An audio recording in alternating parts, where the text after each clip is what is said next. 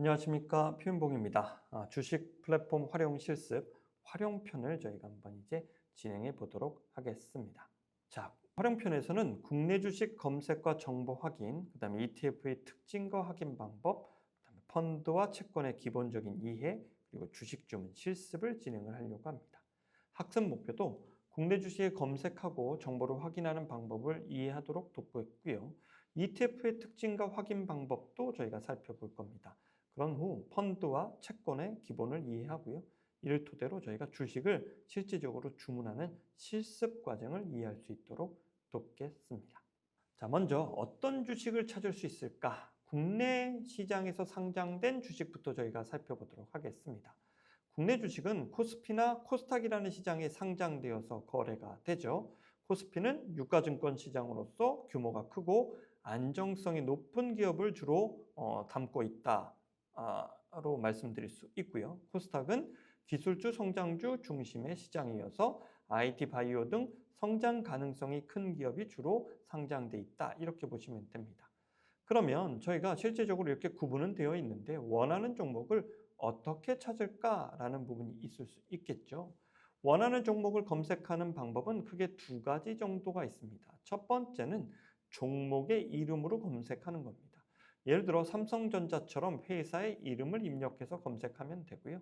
두 번째, 이런 종목마다 다 종목 코드가 부여되어 있어서 그 종목 코드를 입력을 하면 그 숫자로도 검색할 수 있습니다. 왼쪽에서 보시다시피 삼성전자, SK 하이닉스, 현대차 이런 것들에 해당되는 종목 코드가 이렇게 다 명기되어 있습니다. 자, 반드시 확인할 건 검색 결과와 시장을 좀 구분해 보셔야 된다라는 거죠.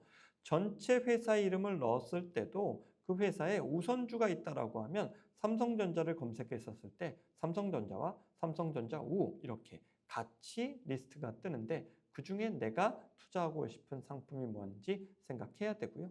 LG를 쳤었을 땐 LG와 관련된 여러 기업들이 또 뜰 수도 있겠죠. 그때도 내가 실제적으로 투자하려는 회사는 뭔지 생각하고 그 상품을 선택해야 된다라는 겁니다. 자, 이제 저희가 앱을 통해서 한번 종목을 실제 검색을 해보도록 할게요.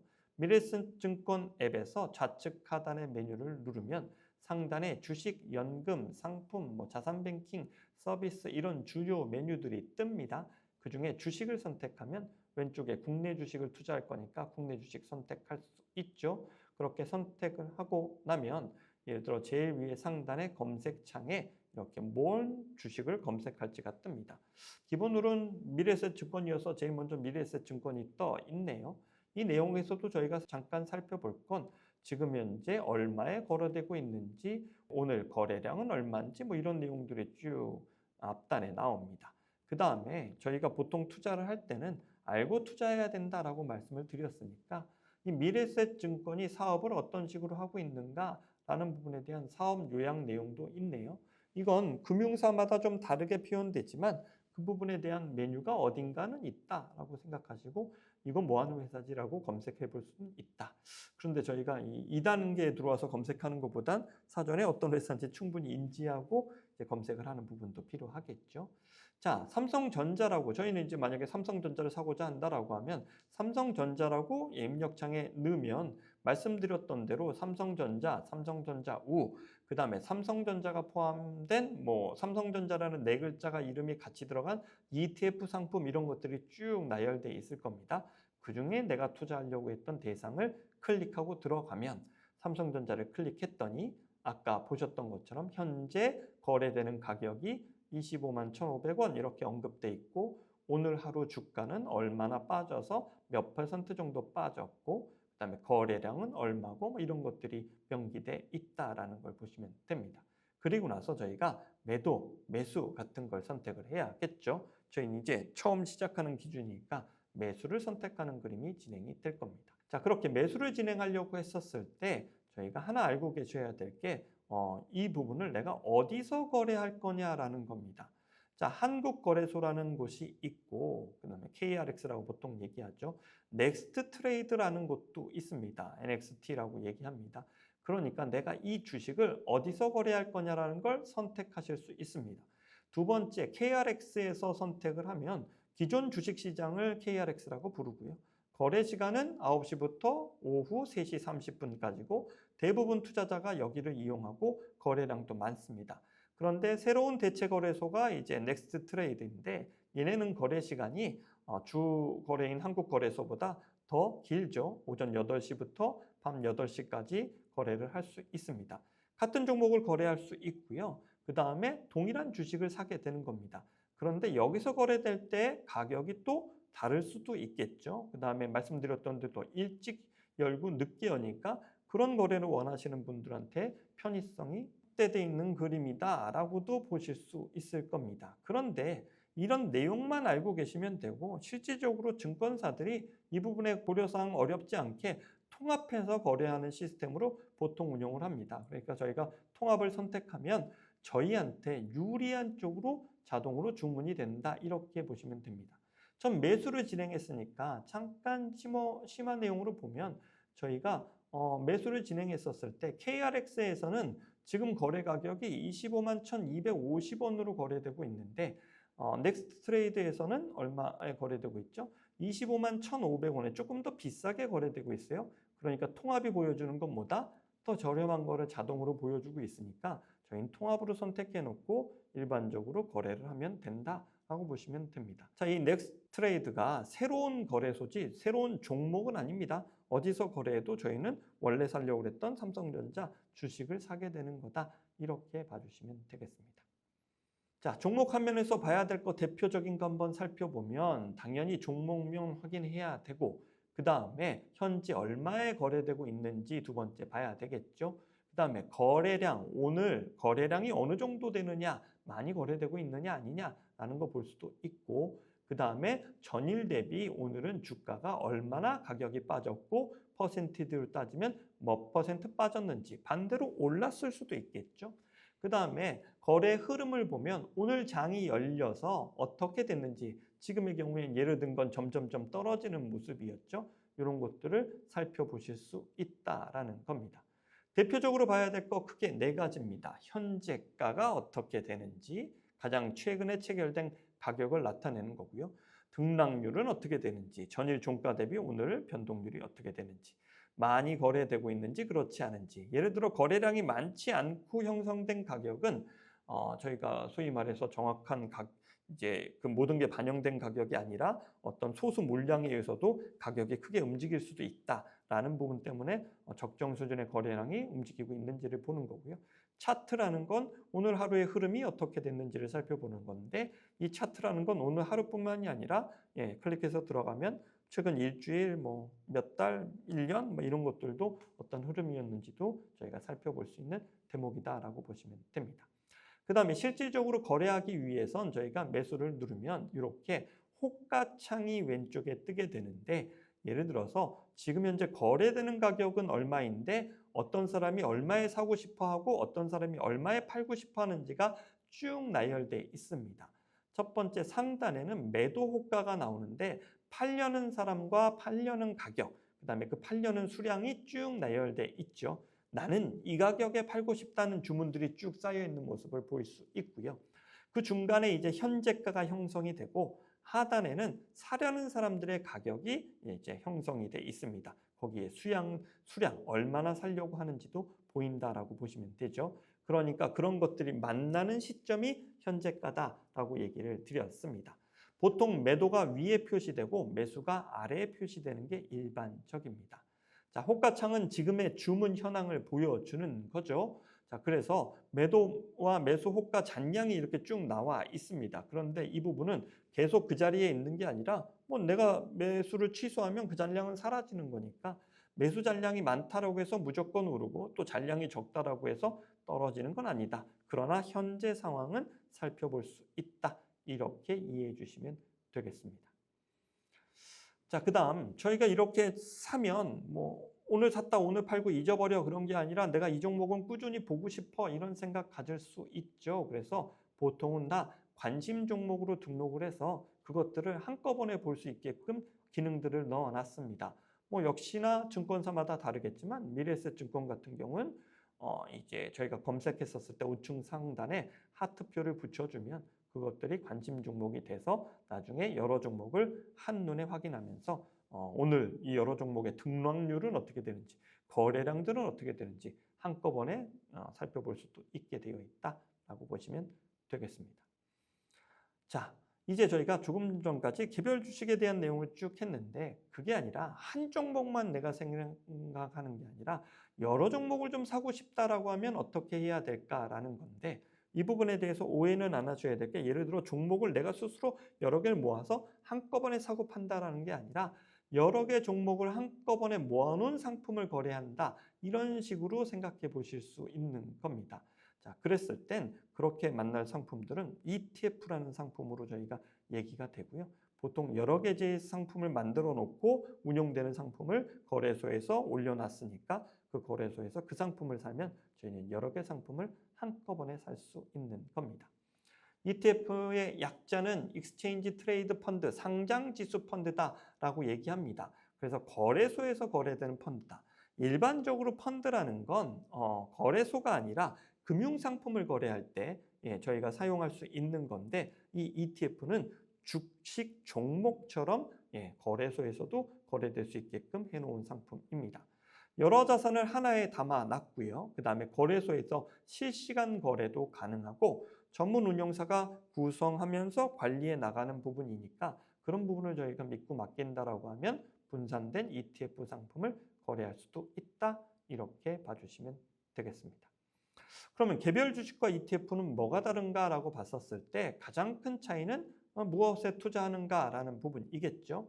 개별 주식은 하나의 기업에 투자하는 거죠. 예를 들어 삼성전자 한 종목을 매수하면 삼성전자 그 기업의 실적과 주가 흐름에 따라 내 투자 결과도 결정이 됩니다. 특정 기업에 집중 투자하는 게 되겠죠. 확신이 있다라고 하면 이런 투자가 가능하겠지만 확신이 없는데 좀 분산했으면 좋겠는데 라고 했었을 땐 저희가 여러 종목에 분산되어 있는 ETF를 고를 수 있다. 코스피 200 ETF다라고 하면 뭐죠? 코스피 200이라는 게 우리나라 코스피 시장에 상장되어 있는 상위 200개 종목을 한꺼번에 담아놓은 거니까 저는 이 종목에 대해서 일정 금액을 투자했었을 때 그 200개 종목을 한꺼번에 산 효과를 얻게 되겠죠. 그러니까 한 기업이 잘 나갔었을 때 이익은 제가 얻지 못하더라도 그렇지 못했을 때 위험은 더 줄이는 투자가 ETF 투자다라고 보시면 됩니다. 자, 그런데 그런 ETF에도 여러 유형이 있습니다. 조금 전에 살펴봤던 코스피 200, S&P 500 이런 것들을 추종하는 ETF들은 시장 대표 지수용으로서 분산의 폭이 되게 넓은 게 되겠죠. 두 번째, 업종이나 테마형 ETF도 있을 수 있습니다. 반도체 업종에 집중 투자하는 ETF도 있고 그 다음에 2차 전지가 되게 이제 좋을 거야 라고 해서 그 2차 전지 종목들만 묶고는 테마형 ETF들도 있을 수 있다. 물론 앞서 말씀드린 시장 대표 지수형보다는 분산은 덜 돼 있는 거겠죠. 그런데 나는 반도체에 투자하고 싶은데 어느 기업이 잘할지 모르겠어 라고 하면 여러 개 반도체 기업에 분산 투자되어 있는 ETF를 삼을 수 있고요. 해외 자산형 같은 경우엔 해외에서 운영되는 아까 S&P 500도 그런 예가 되겠죠.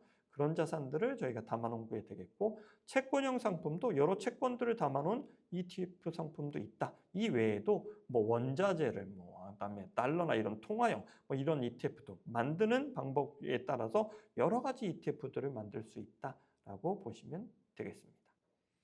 자, 그런데 이런 ETF들을 저희가 고려할 때 하나 알고 계셔야 될 건 ETF 상품을 만든 자산운용사별 영문명이 좀 다르다라는 겁니다. 예를 들어서 코덱스 200이다라고 하면 삼성자산운용이 만든 코스피 200을 추종하는 ETF고 타이거 200이다라고 하면 미래에셋 자산운용이 만든 ETF인데 얘도 코스피 200 지수를 추종하는 그런 ETF죠. 자, 자산운용사마다 자기의 별칭처럼 이렇게 ETF명을 갖고 있다라고 보시면 됩니다. 자, 이 이름은 또 당연히 그 기업의 니즈에 따라서 바꿀 수도 있다라고 보시면 됩니다. 그러니까 예를 들어 삼성자산운용에서 만드는 모든 ETF는 코덱스라는 말을 달고 시작하고 그 뒤에 어디에 투자하는 ETF다라는 설명이 붙어 있다라고 이해하시면 되겠습니다.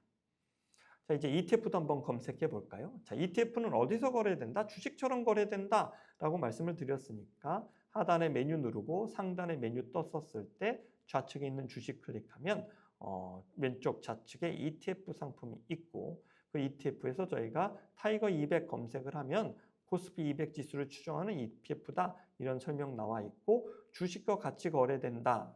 주식 같은 모습으로 거래된다라고 했으니까 저희가 아까 봤던 대로 현재 가격 얼마고 전일 대비 등락폭 얼마고 어떻게 흘러갔다 이런 내용들이 쭉 언급되어 있습니다.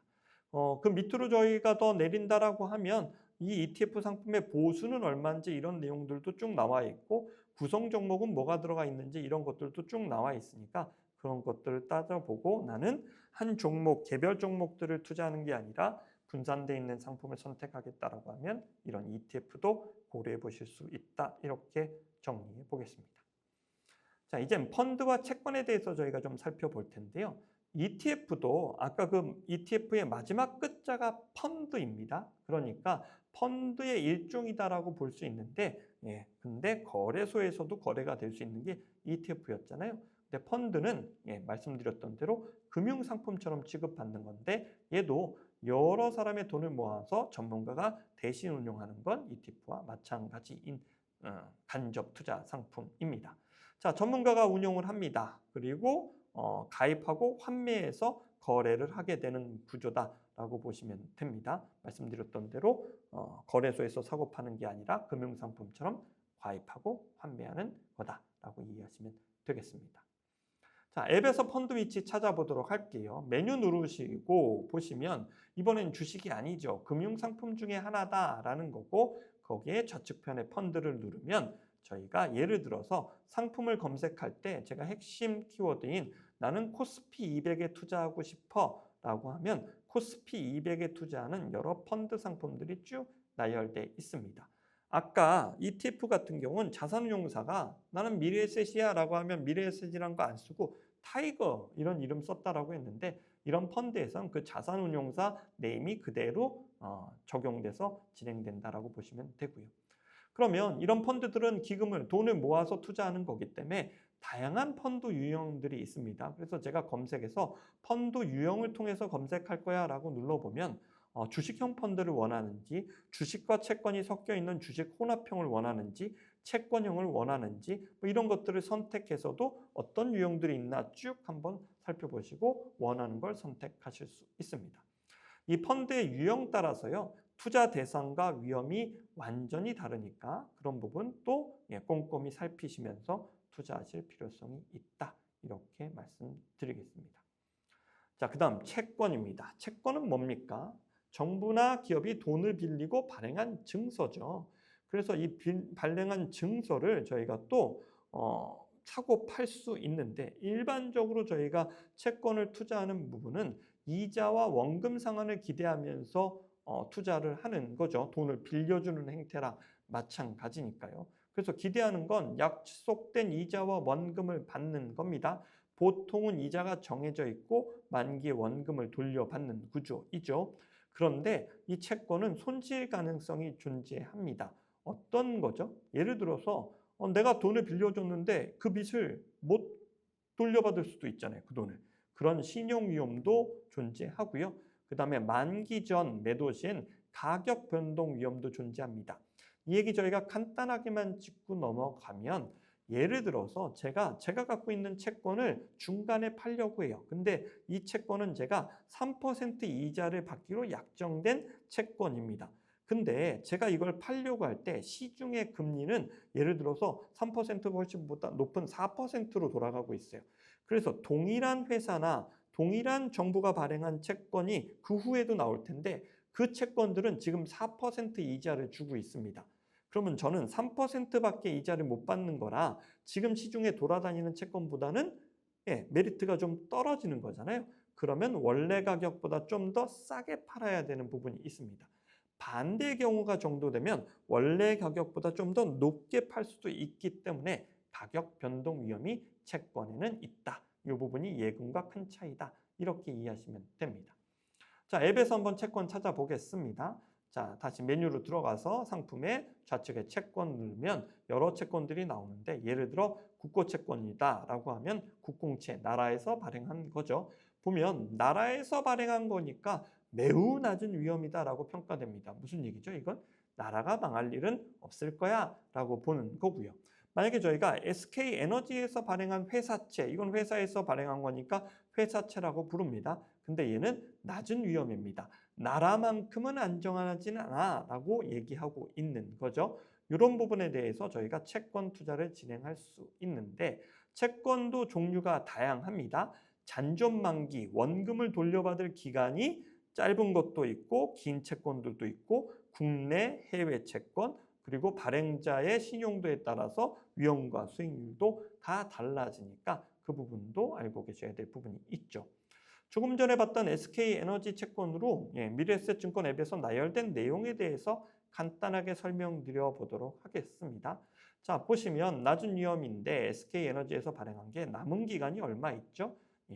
2년 213일 남았답니다. 그 이후엔 원금 돌려준다라는 얘기죠. 그런데 이 채권의 이익은 저희가 3번에서 보듯이 얼마 이자를 주겠다 표면 금리가 나와 있는데 연에 2.38% 주겠다는 겁니다. 이걸 지급회수로 나눠서 줍니다. 3개월마다 주겠다 그러면 3개월 이표채고 6개월마다 주겠다 그러면 6개월 이표채 이런 식으로 표현돼서 이걸 나누어서 주는 형태가 되고요. 이 회사의 신용등급은 AA0다. 그래서 낮은 위험에 해당이 된다라고 되어 있습니다.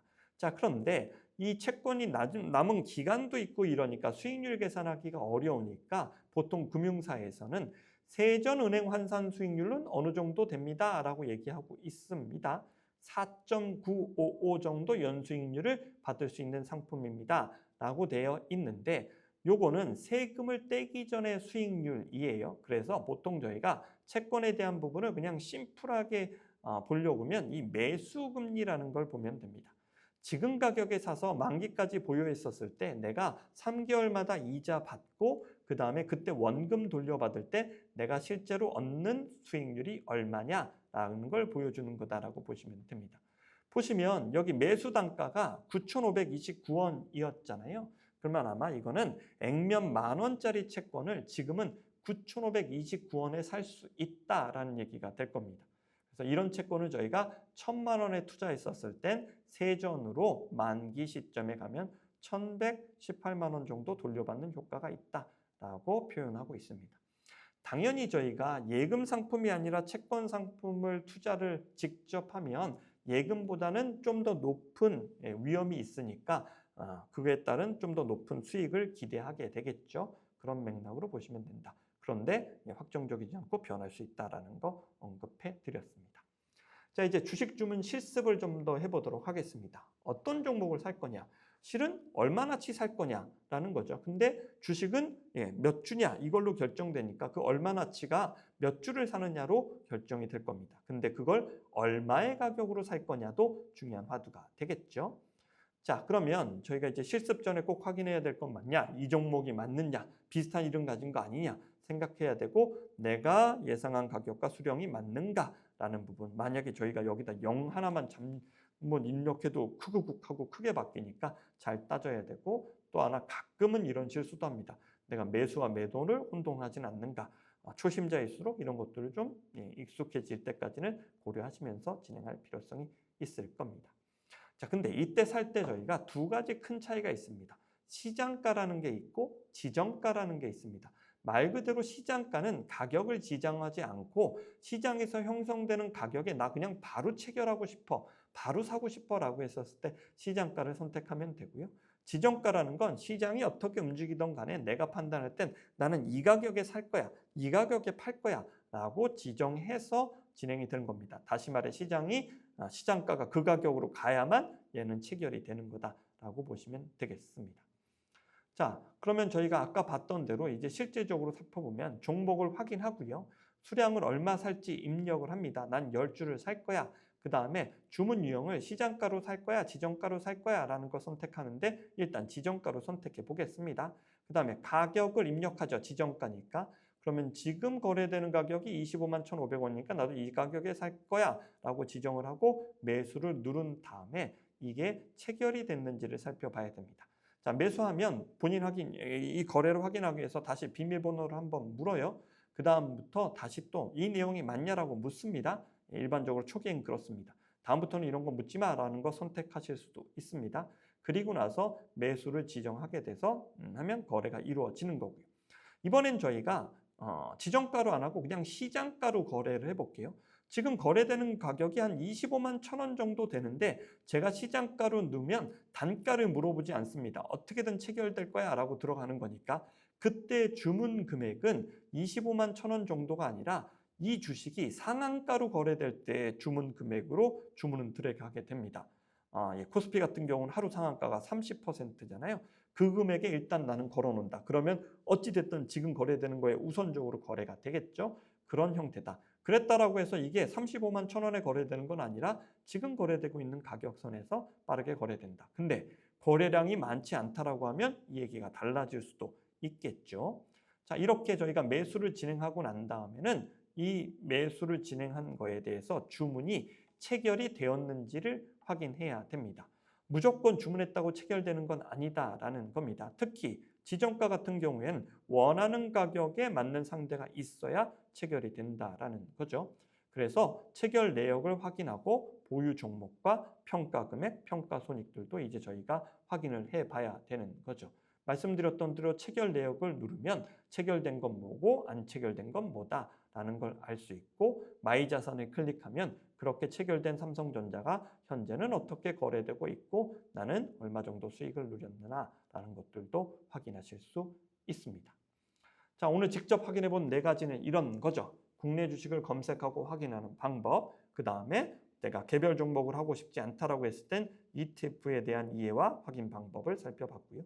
펀드와 채권의 기본적인 차이도 살펴봤고 저희가 실질적인 주식 주문을 진행하면서 시장가와 지정가 주문의 체결의 차이는 어떻게 되고 그다음에 체결까지 확인해야 된다라는 거 한번 쭉 살펴봤습니다. 네, 오늘 강의는 여기로 마무리하도록 하겠습니다. 수고하셨습니다.